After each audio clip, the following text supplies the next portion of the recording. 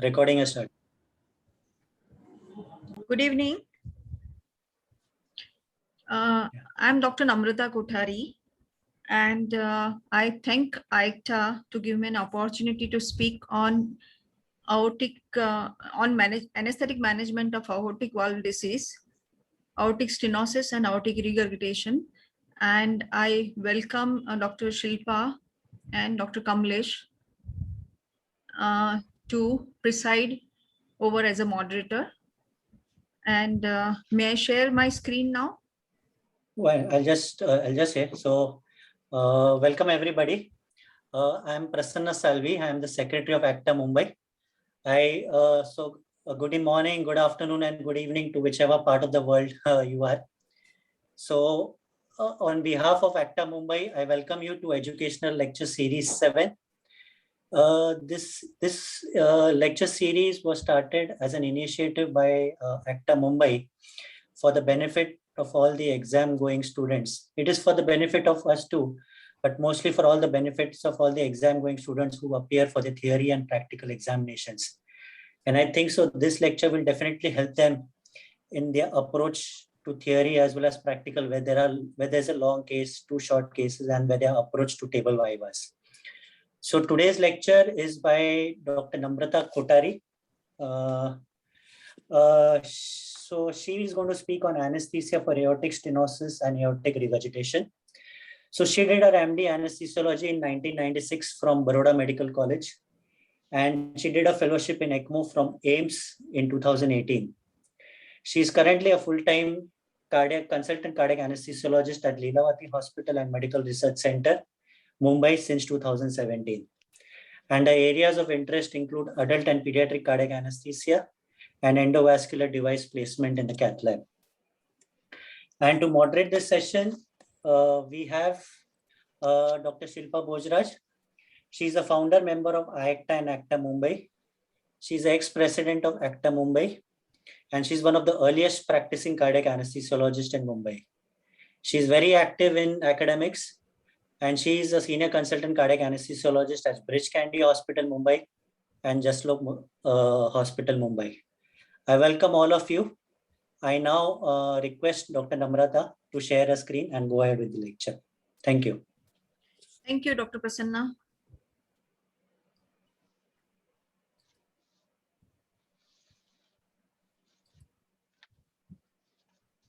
Yeah. Good evening, everybody. Today's my topic is anesthetic management of aortic valve disease, management of aortic stenosis and aortic regurgitation.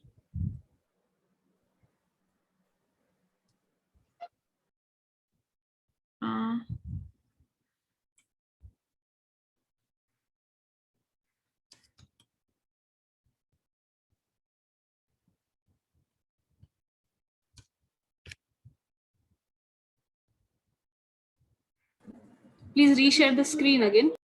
Yeah.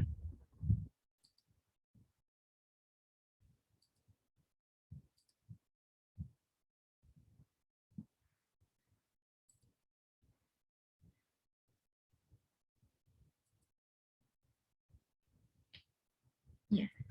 So today's my topic is anesthetic management of aortic stenosis and aortic regurgitation. Normal aortic valve area is 2.5 to 3.5 square centimeter.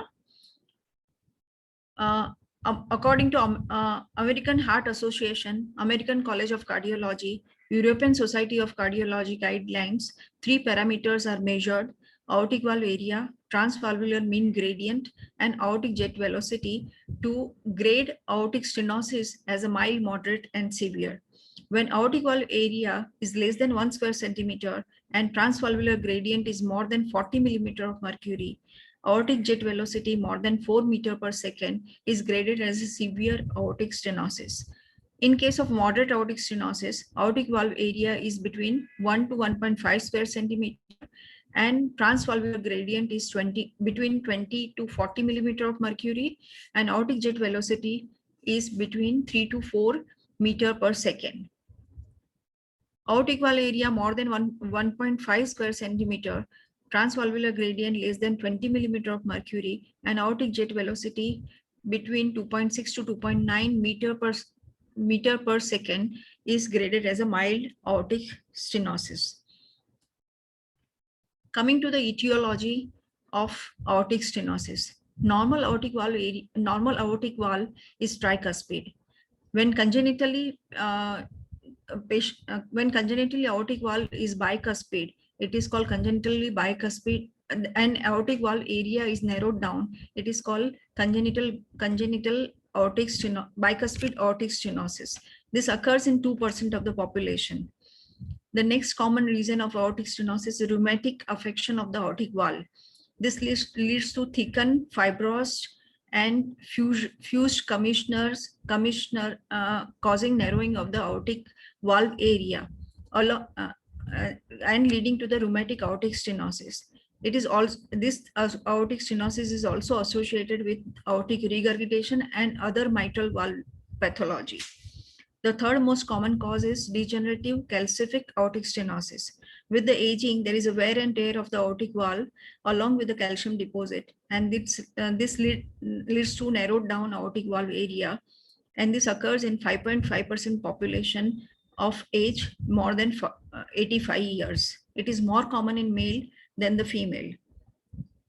The risk factors of coronary artery disease and aortic stenosis are common, like male gender, hypercholesterolemia, increased low density lipoprotein, increased serum calcium level, increase in serum creatinine level, hypertension, diabetes mellitus, and smoking.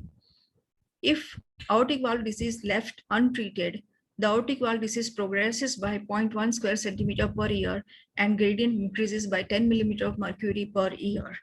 And left untreated, life expectancy is around 2 to 5 years. Now coming to the pathophysiology of the aortic stenosis. As the aortic valve area narrows down, left ventricle has to pump the blood with pressure into the aorta to maintain the cardiac output. So there is an increase in the left ventricular systolic pressure in initial phase. Okay, once this chronic pressure overload exists for a longer period of time, parallel replication of the sarcomeres occurs. This leads to the thickening of the ventricular wall, and this in turn reduces the left ventricular compliance and causes compensatory left ventricular hypertrophy. Once the hypertrophy occurs, diastolic relaxation of the left ventricle becomes abnormal and diastolic feeling pressures increases, leading to the diastolic dysfunction of the left ventricle.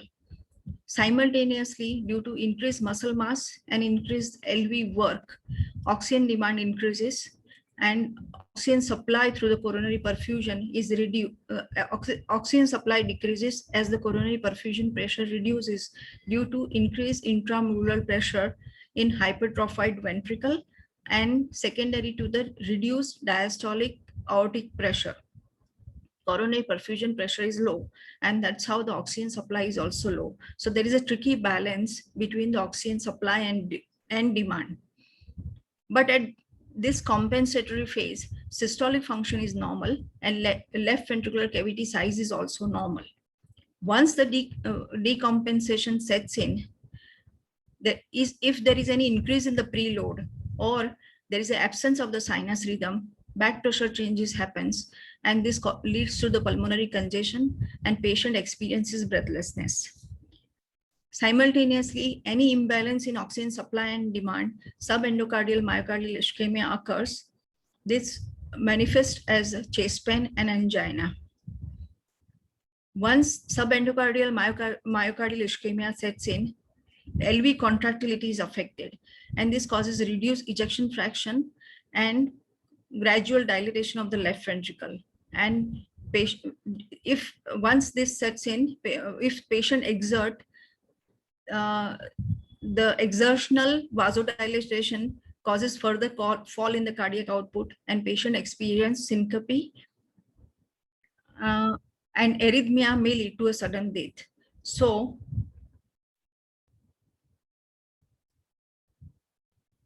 as we discussed in the previous slide, whenever the aortic, during compensatory phase, there is a left ventricular hypertrophy, left ventricular and diastolic pressure is increased. Diastolic pressure gradient between atria and ventricle is reduced. So atrial contraction is very important for the ventricular filling. So in aortic stenosis, atrial contraction contribute 40% to the cardiac output, which is in normal scenario 15 to 20%. During decompensation, there is a reduced left ventricular compliance, diastolic dysfunction. Patient may experience angina due to coronary insufficiency, exertional syncope because, due to inability to tolerate muscle vasodilatation, and arrhythmia may lead to sudden death. Thus, the aortic stenosis patient presents with the dyspnea on exertion, syncope, and angina. Now, how to diagnose aortic valve disease? 2D echo and Doppler assessment of aortic valve is the key investigation for diagnosis of aortic valve disease.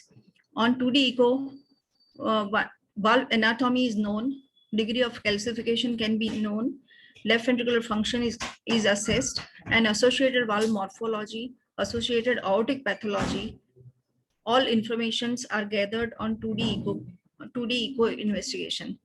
And this all has a prognostic significance. Coming to the Doppler assessment of echocardiography, jet velocity, mean pressure gradient, and aortic valve area is measured by continuity equation. Now, pressure gradient across the aortic valve is calculated by modified Bernoulli's equation, which is stated like pressure gradient during the systole is equal to difference in the pressure between the aorta and left ventricle, and is represented as 4V square, where V is maximum velocity across the aortic valve. Now, aortic valve area can also be measured by continuity equation and by Gorlins equation. In continuity equation states that velocity proximal and distal to the stenotic valve and cross-sectional area proximal and distal to the stenotic valve is entered into the equation. V max into aortic valve area is equal to cross-sectional area of LVOT multiplied by volume time integral of LVOT. So hence aortic valve area is equal to cross-sectional area of the LVOT multiplied by volume time integral of LVOT divided by volume time integral of aorta. Here aortic annulus is taken as a LVOT diameter. So to simplify this equation further, aortic valve area can be stated as a cross-sectional area of LVOT multiplied by velocity across the LVOT and velocity across the aorta. And cross-sectional area of the LVOT is calculated by pi into bracket diameter divided by 2^2. By Gorlins equation, aortic valve area is calculated like cardiac output divided by square root of pressure gradient. Okay. In low flow, low gradient aortic stenosis, when the cardiac output is also low and pressure gradient is also low, calculated aortic valve area is erroneously low. And clinically, the murmur intensity is also very low. In such scenario, dobutamine stress echo assessment is done to accurately calculate the aortic valve area. On echo assessment, wall tension is also measured. So to measure the wall tension by Laplace law, intraventricular pressure is multiplied by intraventricular radius divided by 2h, where h is a wall thickness. Apart from the Doppler assessment, left ventricular dimension, left ventricular volume, left ventricular hypertrophy, left ventricular ejection fraction, and diastolic dysfunction of the left ventricle is also assessed on echocardiography. In case of aortic regurgitation, vena contracta and quantification of the aortic regurgitation is done on Doppler assessment of aortic regurgitation. Now coming to the flow chart of diagnosis of severe aortic stenosis based on the valve morphology. When you assess on echo assessment of aortic stenosis, if the Vmax is more than 4 meters per second and gradient is more than 40 millimeter of mercury, aortic valve area is less than 1 square centimeter, and high flow status is excluded, then it is derived as a diagnosis of severe aortic stenosis. In case of low gradient aortic stenosis, where the velocity Vmax is less than 4 meter per second and pressure gradient is less than 40 millimeter of mercury, you assess the aortic valve area. If the aortic valve area is also less than 1 square centimeter, then define the flow status by calculating stroke volume index. If the stroke volume index is less than 35 ml per square meter, assess the ejection fraction. If ejection fraction is less than 50, do the dobutamine stress echo, and if the flow reversal is present, then it is a diagnosis of severe aortic stenosis based on the echo assessment. Now, once the patient is diagnosed to have a severe aortic stenosis, what is the further modality of the treatment? If the patient is asymptomatic and having a severe aortic stenosis with the valve area less than 1 square centimeter and at low or moderate risk for the surgery, the treatment is surgical aortic valve replacement, which is a gold standard treatment. And but in case of the high risk symptomatic severe aortic stenosis, transcatheter aortic valve implantation is preferred. In case patient is asymptomatic and having a severe aortic stenosis, but ejection fraction is less than 50%, then the treatment modality is surgical AVR. In case of patient is asymptomatic, ejection fraction is less than 50%, physically active, then do the exercise stress test. And if that is positive, the patient is recommended surgical aortic valve replacement.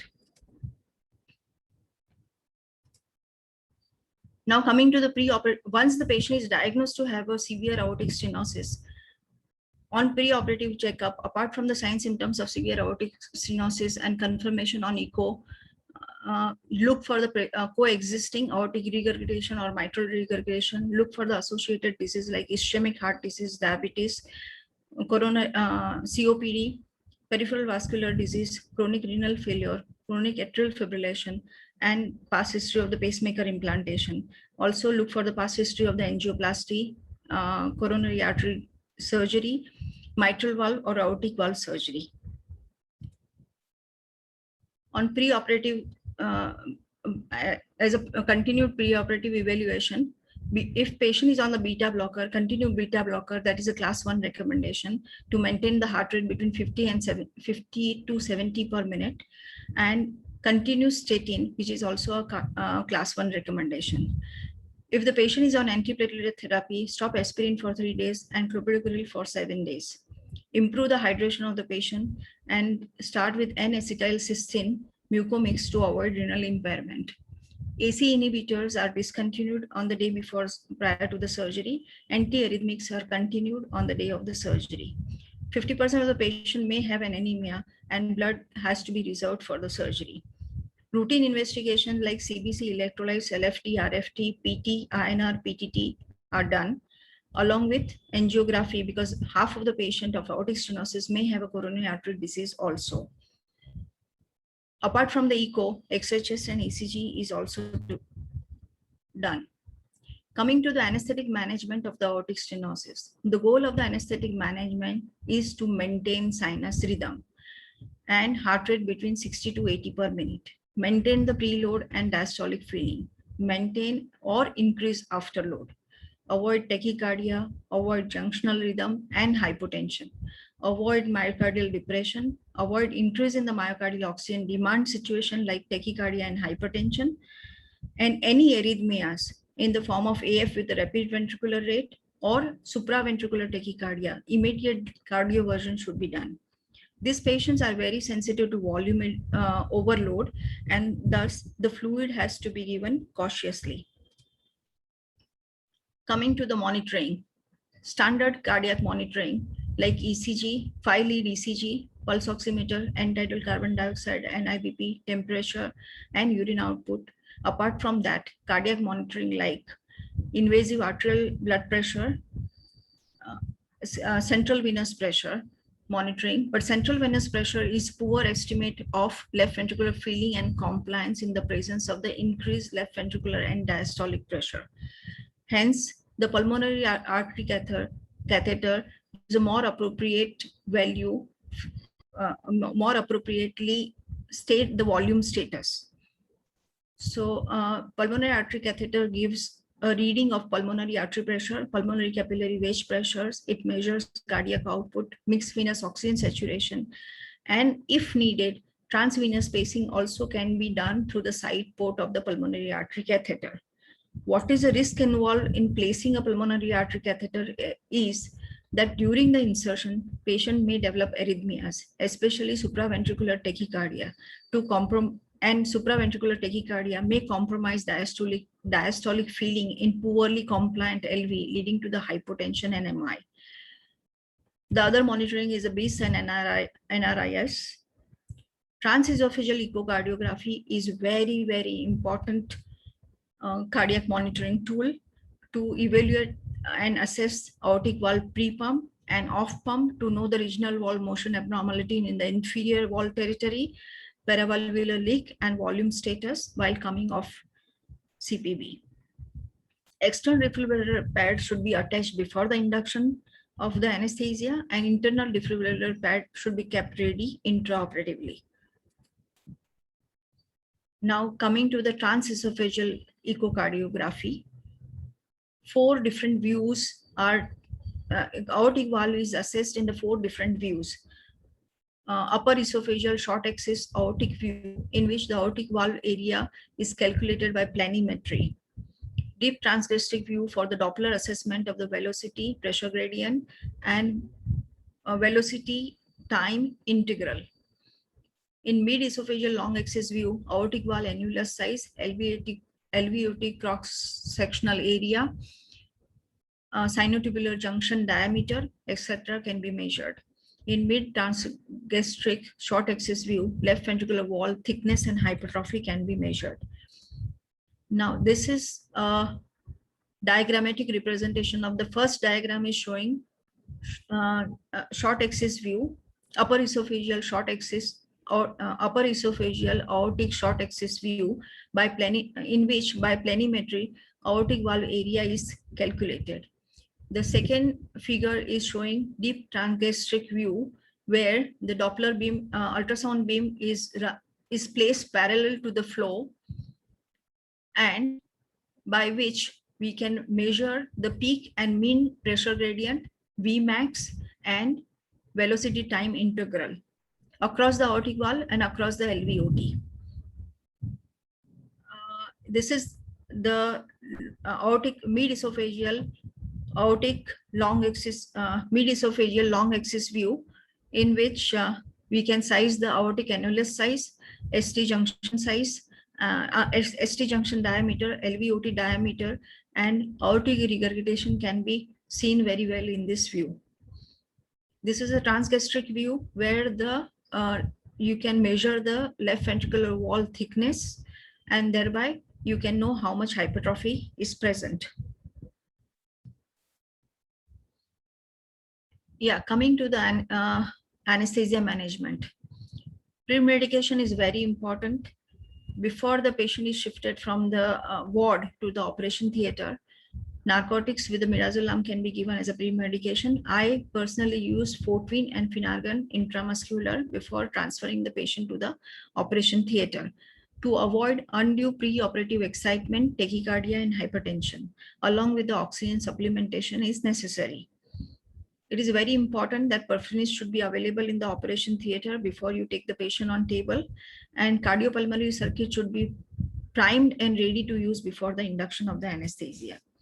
Coming to the induction, narcotic-based induction or balance anesthesia technique using sevoflurane or any other inhalation agents is fine.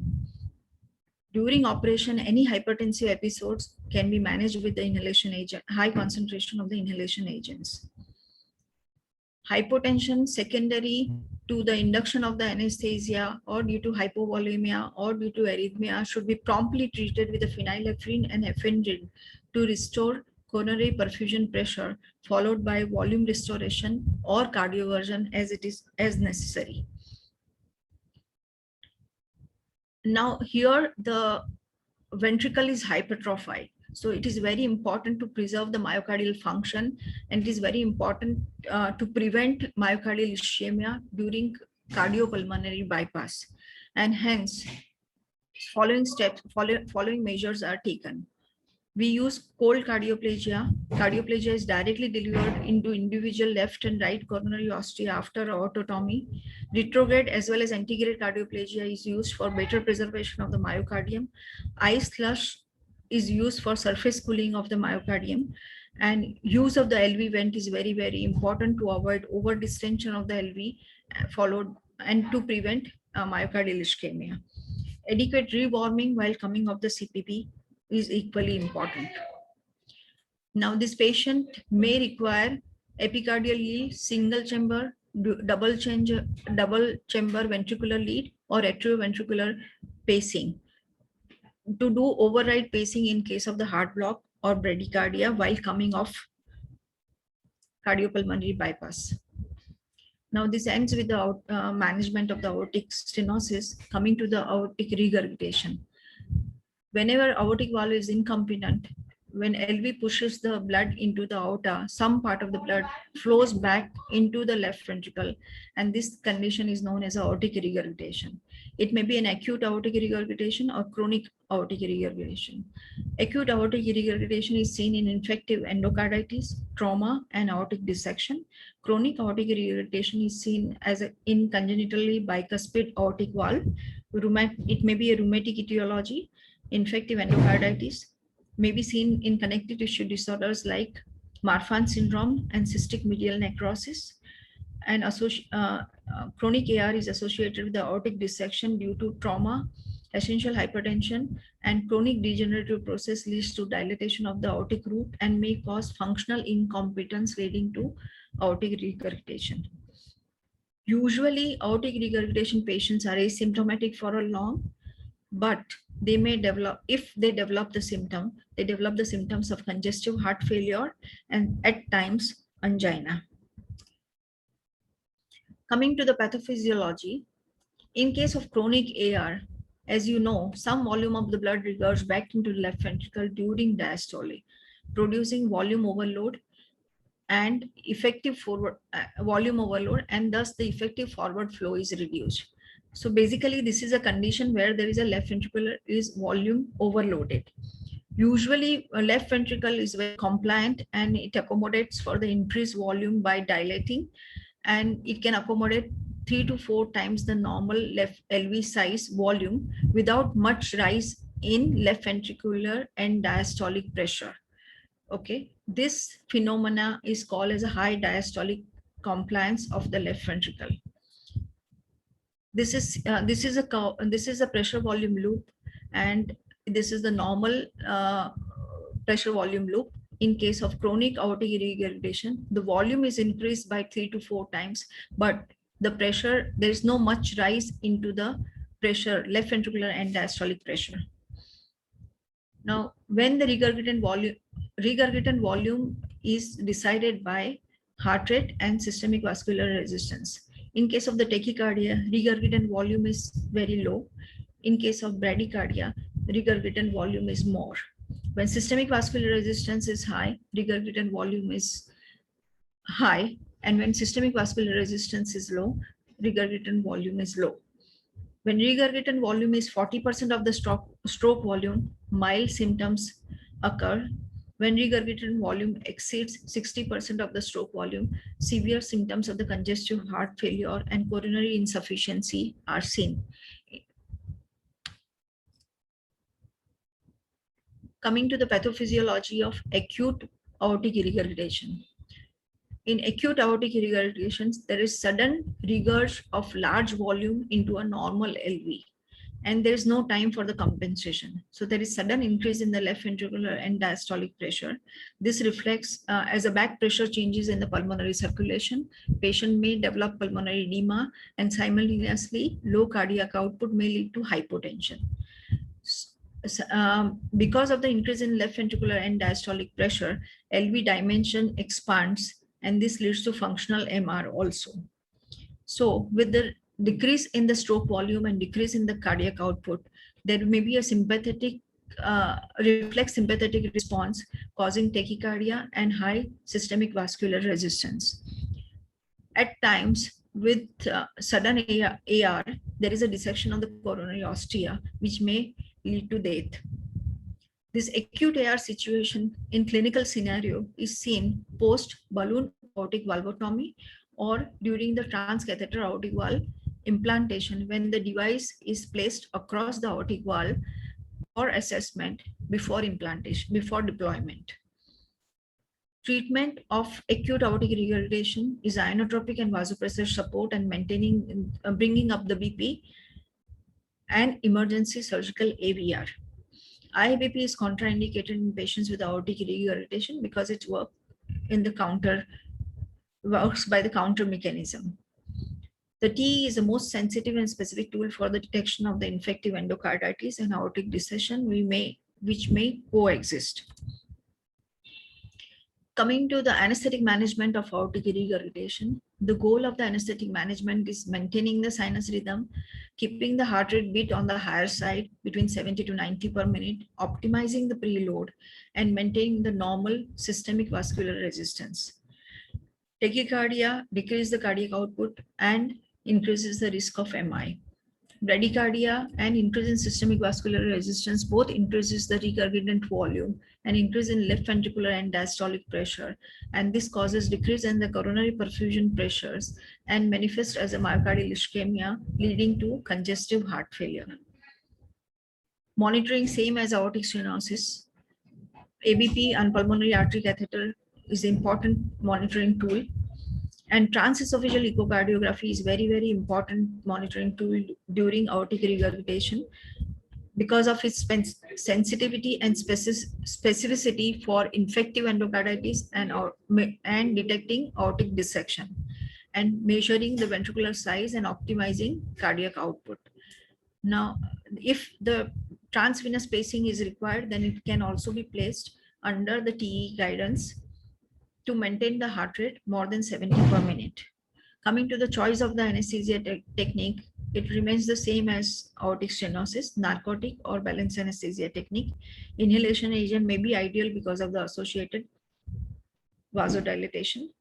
And dopamine, dobutamine, ketamine, pancuronium are the choice of the drug. Maintaining normal volumia and phenylephrine and ephedrine in small doses small doses used to treat anesthesia-induced vasodilatation. On CPB, before cross-clamping, venting of LV is very, very important. Otherwise, there is a sudden dilatation of the LV due to volume overload, and coronary perfusion may be affected, leading to myocardial ischemia. Any arrhythmia, bradycardia, supraventricular tachycardia, fibrillation can lead to MI. So correcting the rhythm by pacing, cardioversion and LV venting and then going on the pump is a solution, and same is true while coming off CPB. Now, apart from the management of the aortic stenosis and aortic regurgitation, I have covered few procedures also along with it, and that is balloon aortic valvotomy. In olden days, balloon aortic valvotomy was used as a palliative treatment for severe symptomatic AS. The aim was to reduce 40 to 50% peak aortic gradient without creating any significant AR. Currently, the indication of balloon aortic valvotomy as per the American Heart Association and European Society of Cardiology is as a bridge to TAVI or bridge to surgical AVR in hemodynamically unstable patient. Now, coming to the next procedure is transcatheter aortic valve implantation. Now, in patients who are high risk for surgical AVR with the Euro score more than or equal to 20 and STS PRMS more than and equal to 10 are considered for transcatheter aortic valve implantation, which is the less invasive alternative. And two devices currently available in the market. One is Edwards balloon expandable Sapiens valve, and the other one is a Medtronic's self-expandable core valve. Now, transcatheter aortic valve implantation can be done through many approaches. Transfemoral is most common approach. The other approaches are through the iliac artery, through the ascending aorta, through the axillary artery, through the subclavian artery, and transapical, which is the most invasive option for putting the transcatheter aortic valve implantation. for doing the transcatheter aortic valve implantation. Now, this picture depicts the stages of the aortic valve implantation by transcatheter aortic valve implantation. The step one is the pacemaker lead is placed in RV, and then pictal catheter is placed in the aortic annulus. Then the Amplatz wire is crossed through the aortic annulus and placed into the LV cavity, and over that the device is threaded. Device is slowly released across the aortic valve, and this is the valve placed across the stenosis aortic valve. And this is a post dilatation of this picture depicts the post dilatation of the core valve. Yeah, transcatheter aortic valve implantation is also not without complication. Okay, the known complication associated with this procedure required rapid ventricular pacing for placement of the valve, which may lead to hypotension and may cause myocardial ischemia or ventricular fibrillation. Heart block is seen more common with the core valve, 4 times more common than the Edward valve, and patient may require pacemaker post procedure. Vascular tear, vascular bleeding may happen. There may be a malpositioning or embolization of the device, or there may be a residual aortic regurgitation in the form of paravalvular leak, which may happen in 50% of the patient. And it is very severe paravalvular leak is seen in 5% of the patient. Due to valve implantation into the aortic root, left coronary artery occlusion can occur due to calcific emboli or native valve leaflet, and patient may need to be taken for the surgery. Cardiac tamponade and acute renal failure may occur. Due to calcific emboli, patient may develop stroke and neurological complication. Now, take home message of this whole lecture is severe symptomatic aortic stenosis in low and moderate risk patient. Surgical AVR is a gold standard treatment.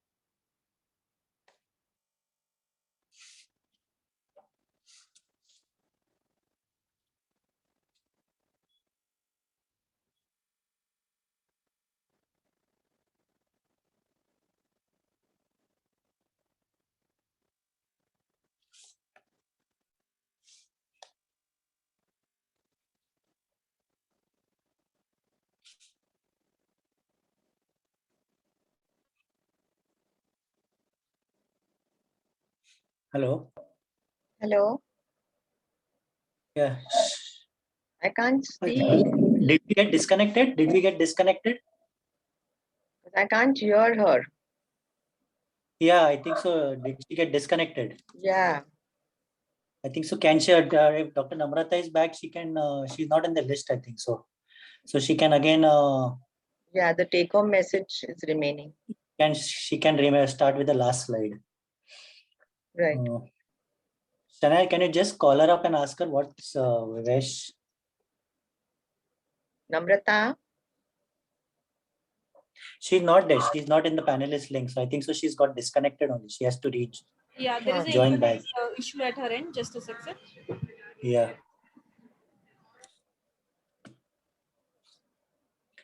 So till that time, I will request till she comes back. I request all the attendees that in case they have any Q&As or if they want to ask anything, they can just type it in the QA box or in the chat box. We will be happy to take the questions at the end. So we'll just wait for the for Dr. Namrata to join back.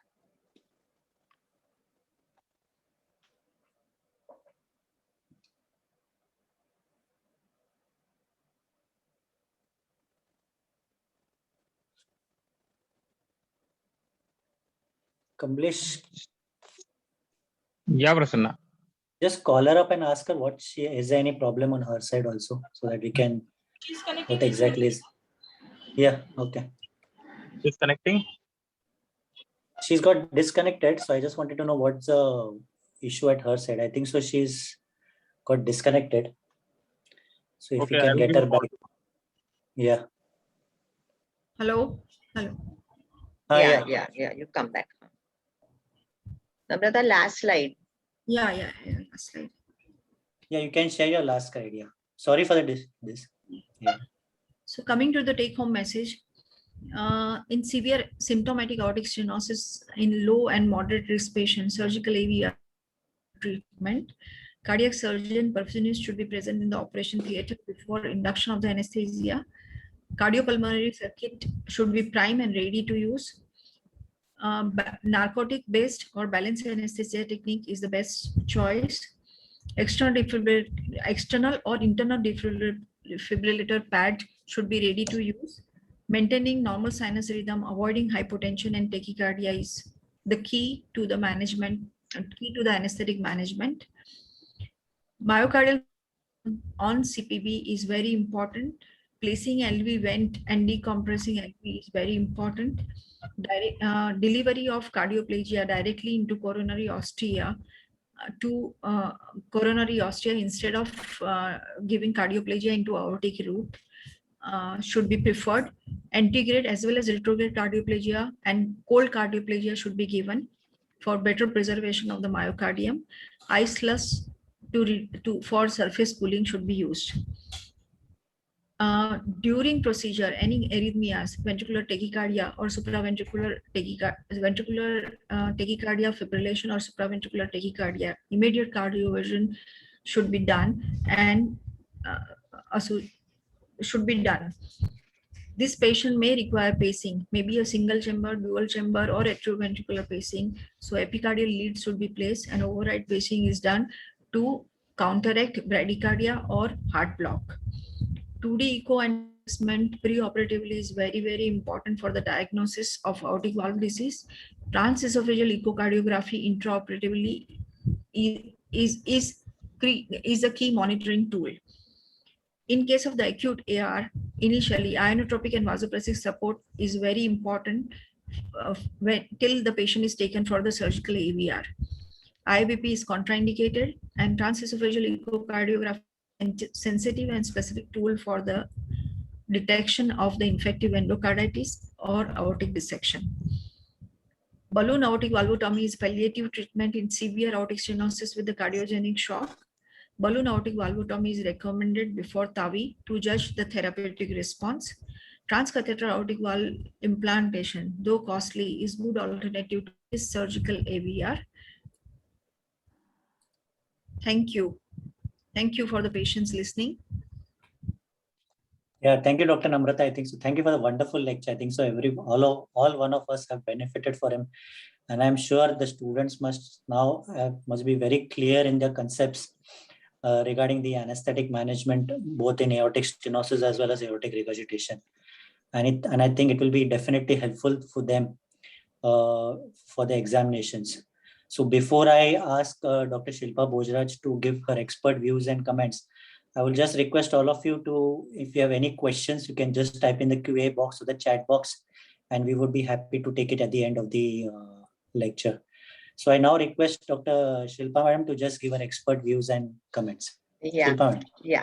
So Namrata, I thank you very much for this wonderful. Madam, sorry, you have to put your video on. Madam, share your screen, please. Yeah. Acha, video on you want? Okay. 1 minute. Yeah. And Namrata Madam, you can de-share your screen. Yeah, sure. Yeah. Prasanna, it's not coming on. Let me just talk instead. Yeah, you are on, madam. I can see It's you. come. Okay. So Namrata, thank you very much. It was really a very nice, enlightening lecture. And I also want to thank Prasanna and ACTA Mumbai for giving me this opportunity to participate in this so-called student lecture series. Though I still feel that student is a misnomer because all of us are learning every moment as long as we live. And there's a very one-liner in Sanskrit which says, Shana Shaha Kanaschaiva Vidya Martham Cha Sadayet, which means that every moment one should learn and bit by bit one should earn. So Namrata, I thank you immensely for this wonderful talk. And I only want to make a few comments, which I thought may or may not be relevant, but just which came to my mind. I feel that the students must know a little bit about the medicine of both the diseases, AR as well as AS.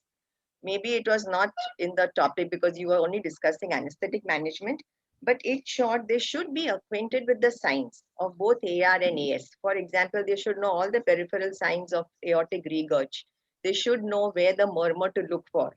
So for example, in an AR, you would expect a diastolic murmur, but if you hear the diastolic murmur to the right of the sternum, which is usually heard on the left in a case of an AR and more towards the apex, but if you hear it to the right, then it probably goes in favor of a dilatation of the ascending aorta, which would happen in a Marfan's or in a dissection. So then they should know the peripheral signs, what happens in an aortic regurgitation, so collapsing pulse, the Demoset sign, then the Hill sign, and all those signs which we have. And in short, they must know, when they examine the patient for all these peripheral, because it also makes it more interesting. Echo and all are the latest modalities that we have. But I think we should never forget our clinical acumen also. So, all the peripheral signs are the difference of systolic blood pressure between the upper and the lower limb. If it is more than 60 millimeters, a decreased diastolic blood pressure. So all that goes in, they should know, okay, yes, this I'm dealing with an AR. I have all these peripheral signs. I've heard my murmur. They should also know about the Austin Flint murmur, which is that low pitched murmur, which going to the apex, which can mimic a murmur of mitral regurg. So all this, I thought it will be helpful for the students to know. And similarly, in the AS also, they should be acquainted with the pulses, parvus et tardis, all the other, the signs that you hear, the murmur in the right intercostal second space. I thought that was one thing. Then second thing I wanted to also ask you that what do you do for aortic stenosis? Would you pass a CVP line or would you pass a PA catheter? I usually put central line only, never, unless there is ejection fraction is very low, 20% ejection fraction, then I'll prefer to put a Swan-Ganz catheter. Otherwise, I manage with the central line. But then if you have an EF which is as low as 20% and you're dealing with a low flow and a low gradient AS, then if we are only concerned with the arrhythmogenic risk of passing the PA catheter and it can go into some sort of a bundle branch block. So in that case, the EF and the ischemic problem would even be more. So there's always a dilemma between this. And I think that depends upon if you have your TE in place, you could probably, it will be a safer option. Probably if get the away TE with a is in place, CVP. Yeah, only for this you arrhythmogenic probably risk. get away without pulmonary artery catheter. Yeah, because anyway, even if you put in a PA catheter, it will anyway underestimate your LVEDP. Yes. So that's also one thing. And I also wanted to stress that in an aortic stenosis, because the atrial contribution is almost as much as 40%, you 40%. usually require a larger LAP. So therefore, one of the treatment for a junctional rhythm in a patient with aortic stenosis is to give a volume overload, to give a volume challenge. Yes, ma'am, you're right. So that was one thing. And in the TE, which you mentioned about the short axis, aortic axis view, I think it is a mid-esophageal short axis view. There's upper esophageal short axis view. Is it an upper at 30 degrees? But I thought that was a mid-esophageal where you see the three cusps and then you take it to a long axis to see all your sinotubular jump. Just check on that. According to me, it is a mid-esophageal short axis view and not an upper esophageal. Okay. And I also wanted to say one thing about the echo, that when you are doing the 2D echo in the case of an aortic valve, and if you see an increased velocity across the valve detected with a CW Doppler, a continuous wave Doppler, continuous wave Doppler. In the absence of an AV pathology, then you must think of a left ventricular outflow tract obstruction. So there could be, you have to first differentiate, think about that. Differentiate the obstructions, which is whether supravalvular obstructions or at the level of the valvular obstructions. And subaortic membrane is one of the fixed subvalvular obstruction that can be seen and can be misinterpreted as aortic stenosis.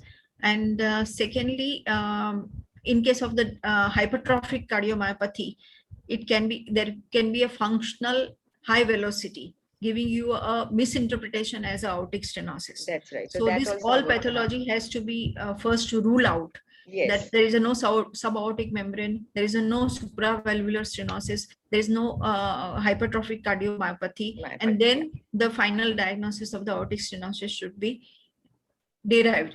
Right, yeah. So that were a few things which I wanted to make. And when you do this TAVI, how often have you landed up with a situation like a tricuspid regurgitation?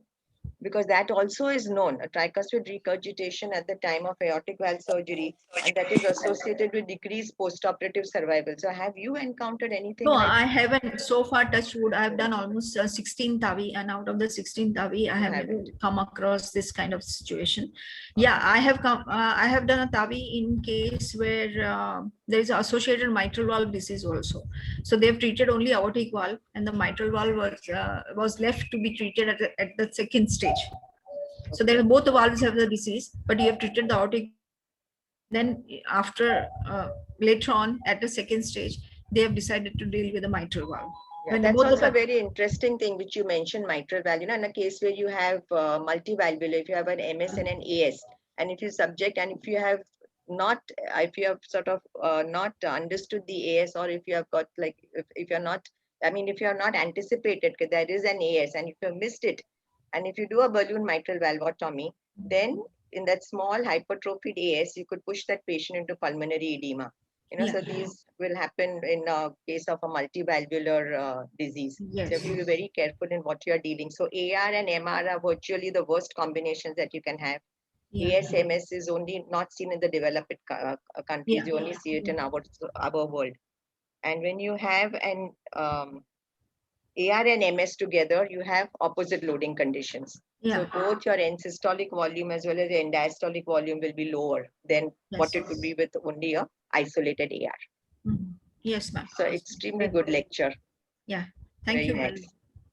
Thank you, madam. Very nice interpretation and moderation. I also got to learn few things from that. Prasanna, questions? So we'll just take the question. So first question, I would say it's open to all, both of you. It says, how much importance would you give to RV function analysis before surgery? How much importance? Usually,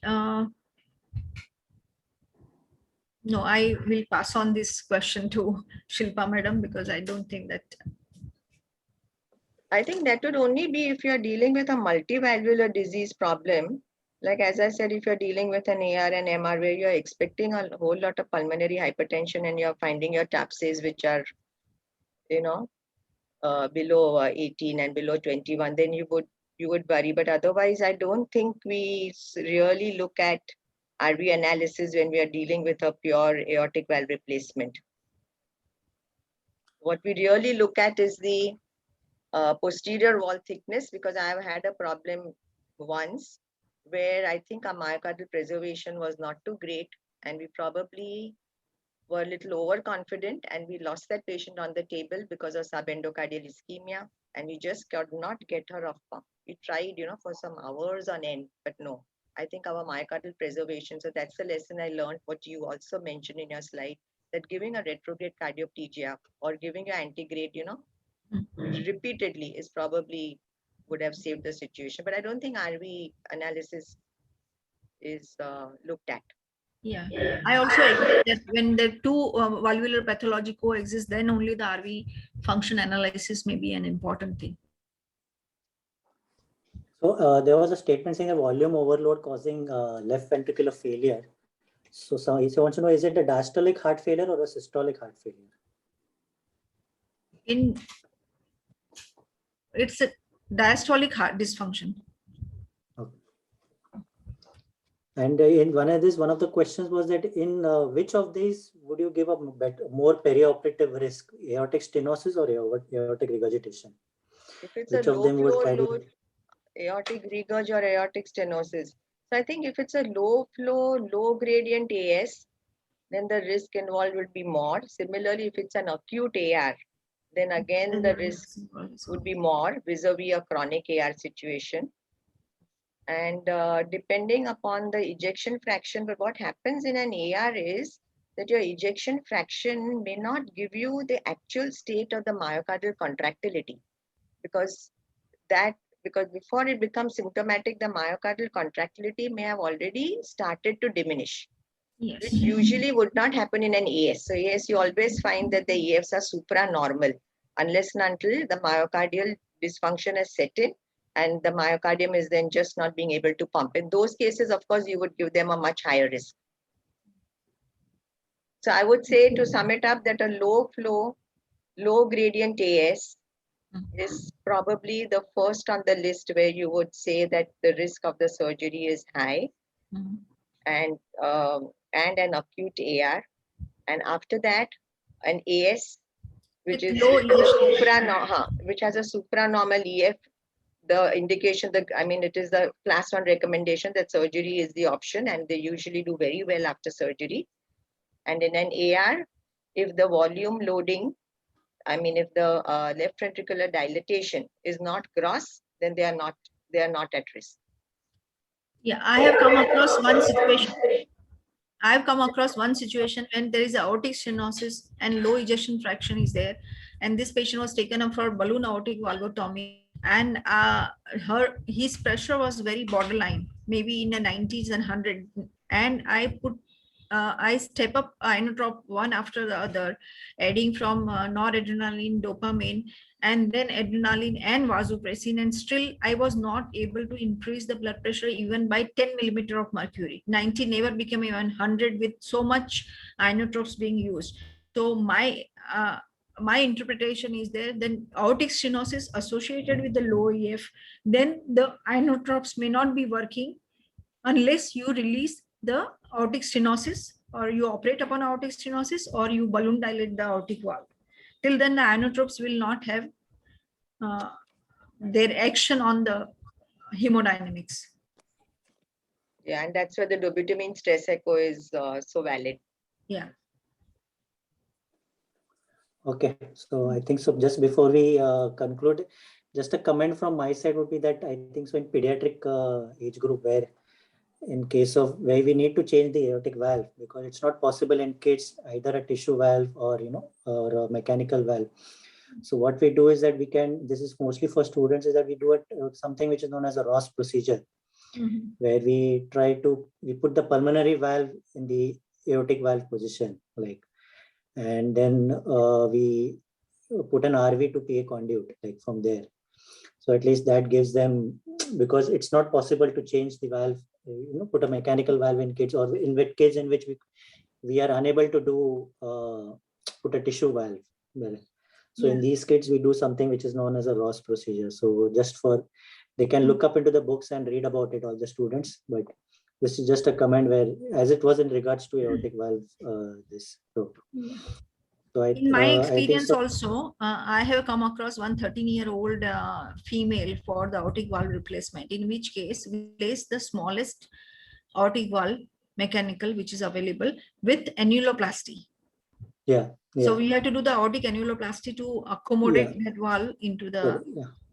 So definitely we put a valve, but then we have to widen the aortic valve so that so as to fit the valve. But in kids somewhere which we are not able to put a valve, so we try to do these Ross procedures. So we can transfer the pulmonary valve to the aortic valve and do an RV to PA conduit. So, and then we just need to change the RV to PA conduit later on. So so all the students can then look up into the textbooks and read more about the Ross procedure. So I now conclude. I like to thank all of you. I thank Dr. Namrata, Dr. Shilpa for that one. Thank you. And I would also thank all the delegates for attending this educational lecture series, all the students on the Sunday evening. And we look forward this month, we would have a webinar. We would look forward for another educational lecture series, and also for another webinar from ACTA Mumbai this month. So thank you all of you, and have a nice day. Stay safe. And thanks Shania also.